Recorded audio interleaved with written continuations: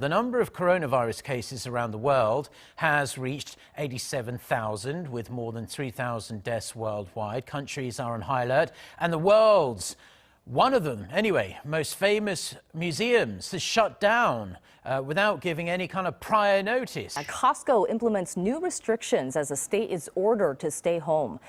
Eers voel dit of alles normaal is. Dan raak een persoon in 'n ver land siek. Voor jy weet 2, 3, dan is dit op die nuus. Dan versprei dit na ander lande. En op 15 Maart kom nog ons eie nasionale president aan. Ons land is gesluit. Groot byeenkomste, skole, alles stop. Ons is bang vir hierdie virus. Party mense sê maar dit is 'n oorreaksie. Hoekom sal ons dit wil doen? Ander gaan in vrees en in paniek in en gaan winkels toe en koop al die basiese benodighede op. Hierdie virus het alles verander. Party mense sê dat dit meer mense bankrot gaan maak as wat dit regtig mense siek gaan maak. Ons weet nie wat die toekoms inhou nie, maar wat ons weet is, mense is bang.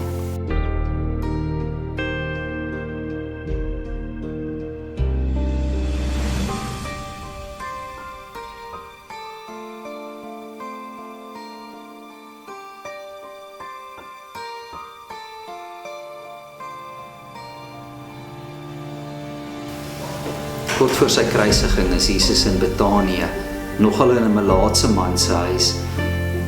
Maar die mense was bang. Want net voor dit was Jesus in Jerusalem gewees. Hy was in die tempel en hy het alles te mekaar gemaak. Die politieke leiers, die godsdienstige leiers is op hulle. Hulle wil Jesus vang. Die toekoms is onseker en die disippels is bang. Wat gaan van hulle word? Daar's net vrees in die lug. En dan stap hier 'n naamlose vrou in die midde van hulle in met duurolie na Jesus toe en sy salf die olie oor sy kop uit. Olie wat by 'n begrafnis gebruik word. Wat doen sy? Die disippels word sommer kwaad van hulle, wil haar uitjaag. Hierdie geld van hierdie olie kon gebruik geword het vir arme mense, sê hulle. Maar Jesus sien deur hulle.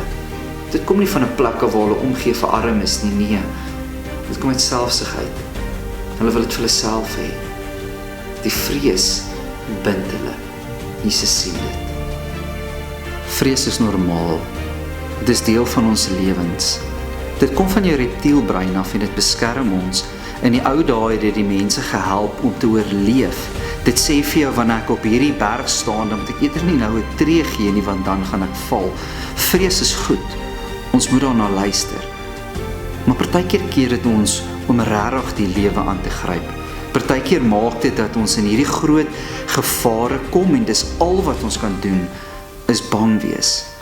Vrees is goed. Ons het 'n slegte stigma daarbey gesit en gesê dat ons moet vrees oorkom of vermy of jy moet net dapper wees, maar dit is nie dapperheid nie. Dapperheid is om met vrees te dans. Dis om te weet wanneer jy daarna moet luister. Ons moet bang wees vir hierdie virus. Ons moet ons hande was en ons moet weet dat ons nie in kontak met mense moet kom wat ons kan siek maak nie. Maar ook moet dit nie ons soos hierdie disippels vat dat dit ons so afsny dat dit vir ons 'n selfsugtige vrees word nie. 'n Vrees wat maak dat ons in winkelsentrums instorm en alles net vir onsself koop nie. Dis 'n vrees wat ons moet lei na diensbaarheid.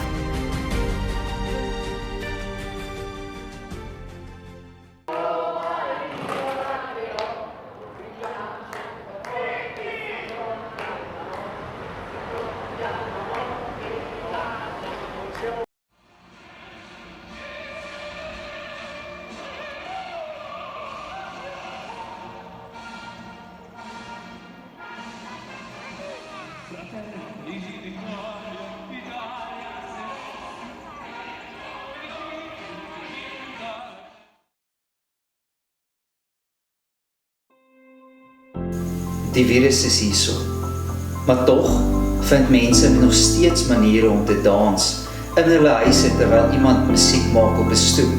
Op ander plekke hoor ons van riviere wat weer skoon is na dekades. Mense is bang, maar wat 'n tipe vrees het jy?